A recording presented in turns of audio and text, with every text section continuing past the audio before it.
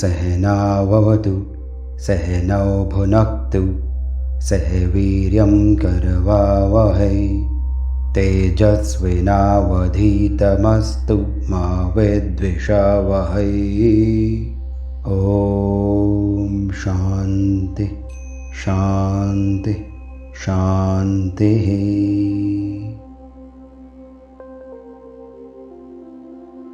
ॐ महागणपतये नमः। नमः शिवाय शिवाय नमो नमः शिवाय च शिवाय नमो नमः शिवाय च शिवाय च शिवाय शिवाय च ॐ नमः शिवाय।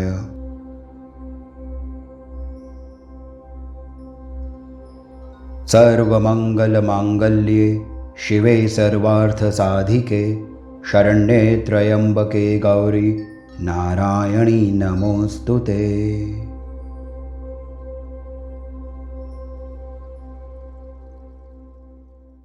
अथ षष्ठः अध्यायः।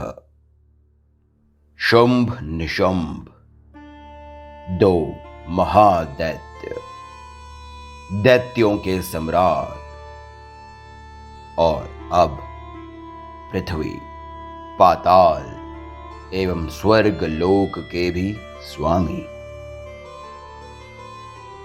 सृष्टि पालन के, जगत को पालने के निरंतर कंटिन्यूअस कार्य में देवताओं को कभी कभी ऐसी विकट स्थिति, टफ स्थिति का भी सामना करना पड़ता है जिसमें उनके विश्वास की भी परीक्षा होती है। केवल सज्जन व्यक्ति, भला व्यक्ति होना ही या भला कार्य करना ही आवश्यक नहीं है। उस कार्य में आपकी श्रद्धा कितनी है, आपका भाव, नियत, इंटेंशन क्या है, वह भी अति आवश्यक है।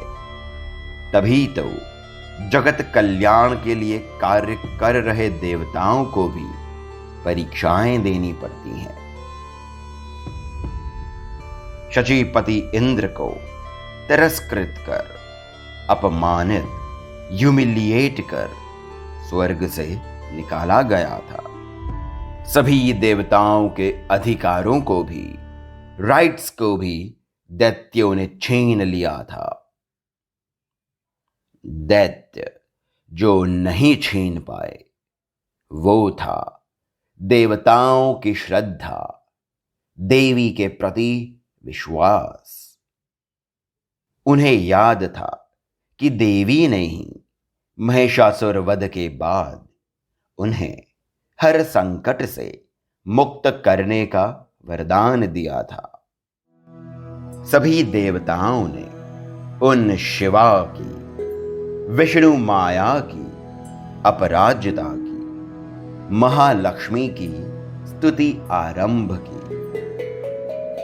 इंद्रियाणाम अधिष्ठात्री भूतानाम चाखिलेषु च भूतेषु सततं तस्यै व्याप्ति देव्यै नमो नमः।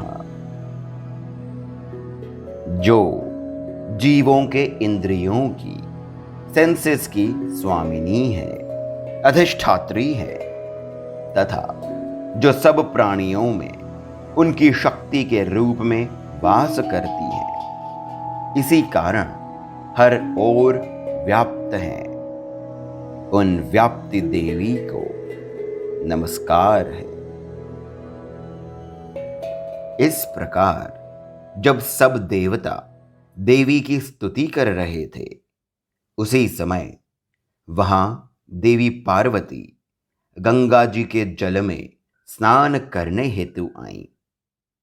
उन सभी से देवी ने पूछा, आप यहां किसकी स्तुति कर रहे हैं? तभी एक अद्भुत घटना हुई जिसे देख देवता भी आश्चर्यचकित रह गए। देवी पार्वती जो उन आद्या शक्ति, पूर्णा, एकाकाही शारीरिक रूप हैं, बॉडीली फॉर्म है, उन्हीं देवी के शरीर से उसी समय एक अन्य देवी प्रकट हुई। उन देवी शिवा ने कहा, महादैत्यों से शुंभ निशुंभ से पराजित हो ये देवता आपके ही एक रूप की मेरी स्तुति कर रहे हैं। जो महादेवी उन पराशक्ति का ही रूप माता पार्वती के शरीर कोश से, शरीर की एक लेयर से प्रकट हुई थी, वे इसी कारण कौशिकी कही गई तथा उन कौशिकी के प्रकट होने के बाद माता पार्वती का शरीर काले रंग का हो गया। अतएव इस घटना के बाद वे कालिका के नाम से पूजी गईं।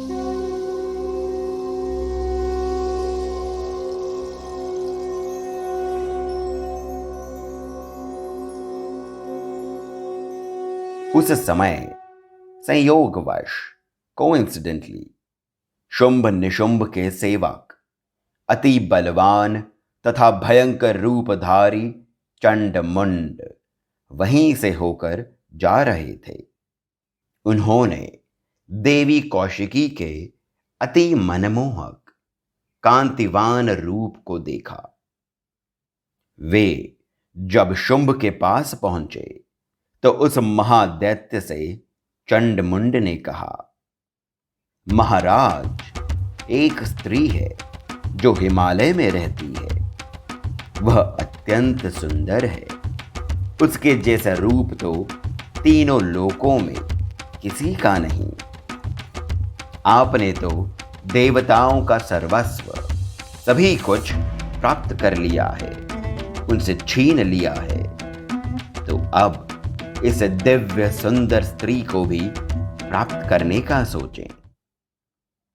चंडमुंड की बातें सुन प्रसन्न हो देवी को प्राप्त करने की इच्छा से शुंभ ने अपने एक विश्वस्त दैत्य सुग्रीव को दूत बना, मैसेंजर बना देवी के पास भेजा। वह दूत सुग्रीव हिमालय पर विचरती घूमती देवी को देख उनके समीप गया और मधुर वाणी में बोला, देवी, जो इस समय तीनों लोकों के स्वामी हैं, जो देवताओं को परास्त कर चुके हैं, उन्हीं दैत्यराज का दूत मैं सुग्रीव उन्हीं की आज्ञा से आपके पास आया हूं। उन्होंने संदेश में कहा है, मैं तीनों लोकों का स्वामी हूं। संपूर्ण संसार के रत्न जूल्स मेरे अधिकार में हैं। सभी देवता मेरे अधीन हैं। संसार का ऐश्वर्य केवल मेरे पास है। हे सुंदरी, मेरी पत्नी बनने का सौभाग्य प्राप्त करो। तब देवी ने उस दूत से कहा, दूत, यह सत्य है कि शुंभ निशुंभ अति बलवान है, किंतु जो प्रतिज्ञा मैंने ली है उसका क्या करूं? तो जाओ और शुंभ निशुंभ से कहना कि मेरी प्रतिज्ञा है कि जो मुझे संग्राम में, युद्ध में हरा देगा, केवल वही मेरा वर होगा। अतएव यदि मुझे प्राप्त करना है तो मुझसे युद्ध करो। दूत को देवी की बात पर बहुत आश्चर्य हुआ। उसने कहा, तुम घमंड से भरी हो। तीनों लोकों में कोई ऐसा पुरुष नहीं जो शुंभ निशुंभ से युद्ध कर सके, तो तुम तो स्त्री हो। यदि वे क्रोधित हो गए तो तुम्हें तुम्हारे केश से पकड़ अपने साथ ले चलेंगे। यह सुन देवी ने केवल इतना कहा कि हे दूत, शुंभ निशुंभ अवश्य ही बलवान होंगे, परंतु मेरी भी प्रतिज्ञा अडिग है। तुम केवल मेरा यह संदेश उन तक पहुंचाओ। जब सुग्रीव ने देवी का सारा कथन दैत्यराज को कह सुनाया तो जैसे देवी की योजना थी, शुंभ क्रोधित हो उठा। उसने अपने सेनापति धूम्रलोचन से कहा, तुम सेना ले शीघ्र उस दुष्टा के पास जाओ और उसके केश पकड़ यहां ले आओ। धूम्रलोचन 60 सहस्त्र 60,000 दैत्यों की विशाल सेना ले देवी के समीप पहुंचा और कहा, तुमने दैत्यराज को क्रोधित कर दिया है और अब मैं तुम्हारे केश पकड़ तुम्हें दैत्यराज तक ले जाऊंगा। देवी ने कटाक्ष भरी, सार्काज़म भरी वाणी में कहा, तुम्हें तो स्वयं दैत्यराज ने भेजा है, वह भी इतनी विशाल सेना सहित। तो अब जब उनकी यही आज्ञा है तो मैं क्या कर सकती हूं? यह सुन क्रोध से भरा हुआ धूम्रलोचन देवी की ओर दौड़ा। तब देवी ने हुम शब्द के उच्चारण मात्र से, केवल बीज मंत्र हुम के कहने से उस विशाल दैत्यों के सेनापति धूम्रलोचन को उसी समय भस्म कर दिया। फिर वे सहस्त्र भुजाओं को उत्पन्न कर असुरों की सेना को समाप्त करने लगी। देवी के सिंह ने भी प्रकट हो दैत्य सेना में हाहाकार मचा दिया। क्षण भर में ही वह सेना मृत्यु को प्राप्त हुई। एक स्त्री ने पहले तो शब्दों से तिरस्कृत किया, अपमान किया, और अब उसने अति बलवान धूम्रलोचन का वध कर मुझे ललकारा है। उसे मेरी शक्ति का आभास नहीं है, ज्ञान नहीं है। यह सोच शुंभ ने अपने 2 महादैत्यों चंड तथा मुंड को आज्ञा दी कि जाओ उस स्त्री को उसके केश से पकड़ घसीट कर यहां ले आओ, और यदि उससे युद्ध करना पड़े तो सभी अस्त्र शस्त्रों का प्रयोग कर उसका वध कर देना।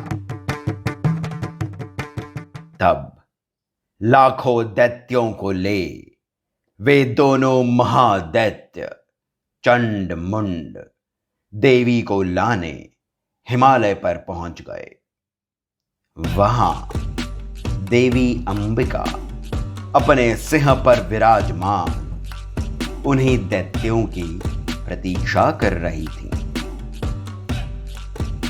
विशाल, भयंकर, भयावह दैत्यों की समुद्र के समान विशाल सेना के सामने एक स्त्री इतनी शांत मुस्कुराते हुए खड़ी थी। यह देखकर कुछ पलों के लिए चंड मुंड के होंठ सूख गए, परंतु फिर उनके आदेश पर सभी दैत्यों ने अपने अपने अस्त्र शस्त्र उठा लिए और देवी को ललकारने लगे। तब उन दैत्यों की ललकार से देवी का मुख क्रोध से काला पड़ गया, उनकी भौहें तन गईं। फिर एक हाथ में तलवार और दूसरे में पाश धारण किए हुए विकराल, विशाल तथा भयंकर मुख लिए हुए देवी काली प्रकट हुई। उनके गले में नर मुंडों की अर्थात मनुष्य की खोपड़ी की स्कल की माला थी। उनका शरीर सूखा था, केवल हड्डियों का ढांचा था। वे अपनी जीभ लपलपा रही थी। उनकी आंखें धसी हुई थीं तथा लाल थीं। उनकी भयंकर गर्जना से संपूर्ण दिशाएं गूंज रही थीं।